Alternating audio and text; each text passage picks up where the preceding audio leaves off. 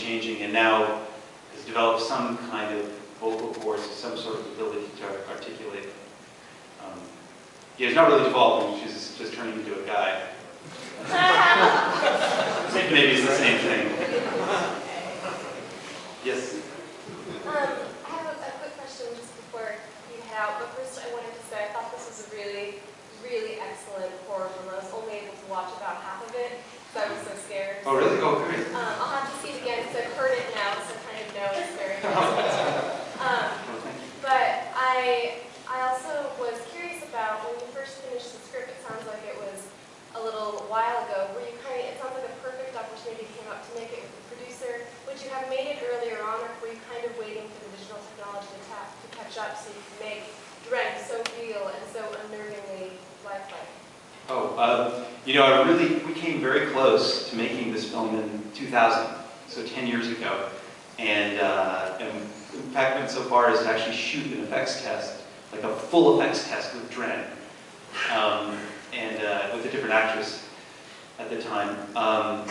But the producer and the financier decided not to go ahead with the film. And now I'm happy. I think. That was because, oh, sorry. No, I was just going to say that was because the producer was not. We knew that it was not going to work with that producer because we got a T-shirt and it said Splice on it, but then it said the test. And that was as far as it could ever be. Just a test. So we knew it was over.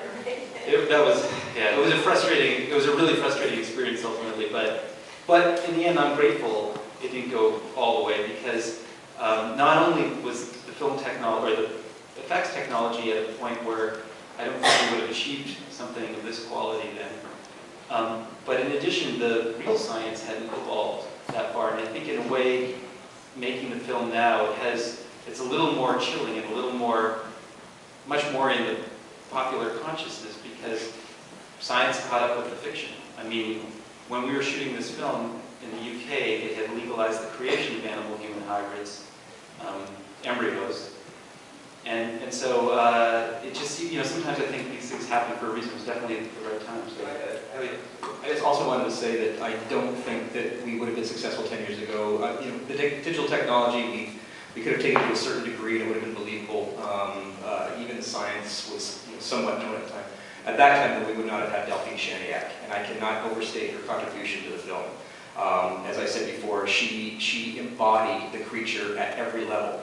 So when we were doing Child Dren, she came back to Toronto to do what we call IADR. For those of you that know what ADR is, it's automatic dialogue replacement, or dialogue replacement? Something dialogue replacement. Additional dialogue recording. Sorry?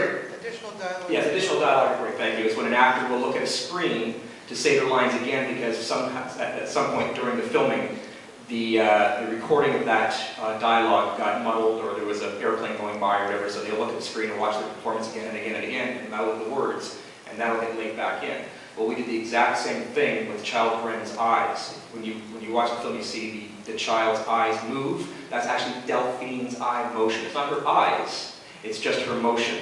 We recorded her with videotape from the front and from the side, and we used a company called Imagemetric in Los Angeles, and they analyzed the motion of her eyes and created animation channels that were then given to the animators to put into the 3D animation software to make the CG eyes on the little girl move just like Delphine's real eyes.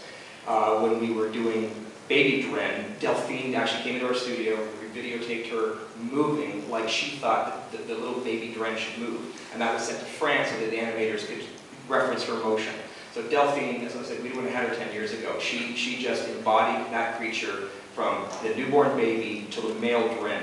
And oddly enough, even though we cast somebody to play male Dren, more often than not, the shots that you see of male Dren are actually Delphine, because she was actually more masculine than the guy that we cast.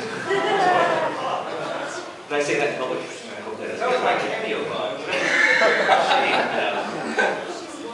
She is. Okay, but we wouldn't have her too. Yes. So, you said growing up, your father told you that weird little monsters. Right. And you use that as premise for this movie.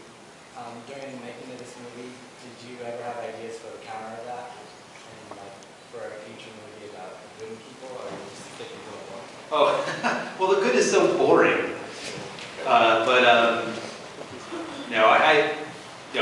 No, I really, that's not my world at all.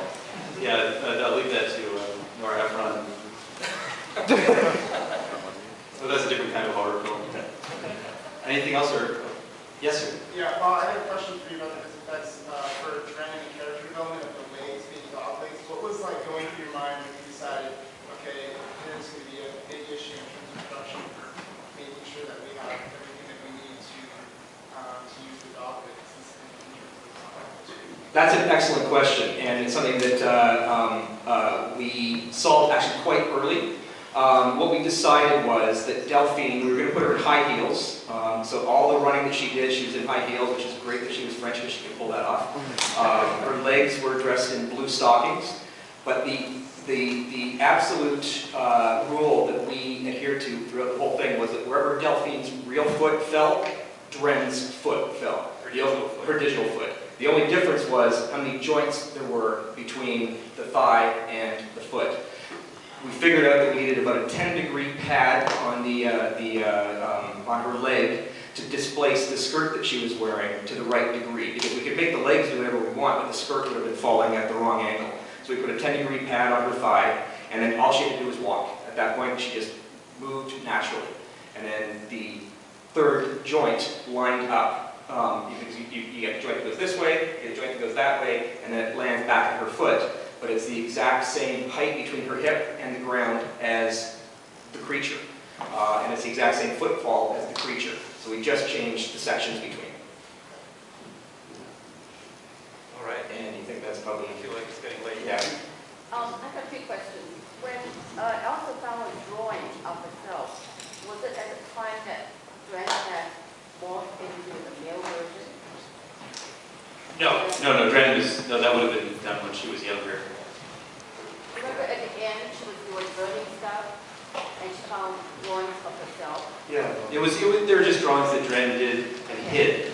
And then she redrew the stinger. What was that about? I'm sorry? She redrew the stinger?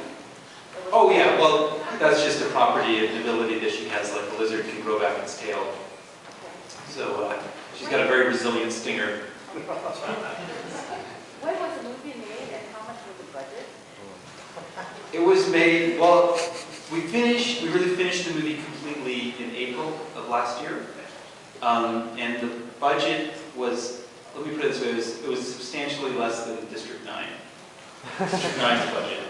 So it was, but yeah, I hate talking about it, I'm not allowed to talk about the numbers.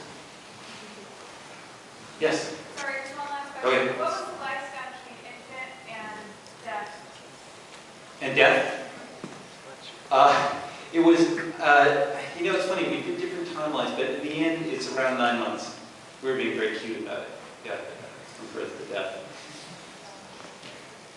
All right, I feel like it's getting late and everyone needs it. Thank you so much.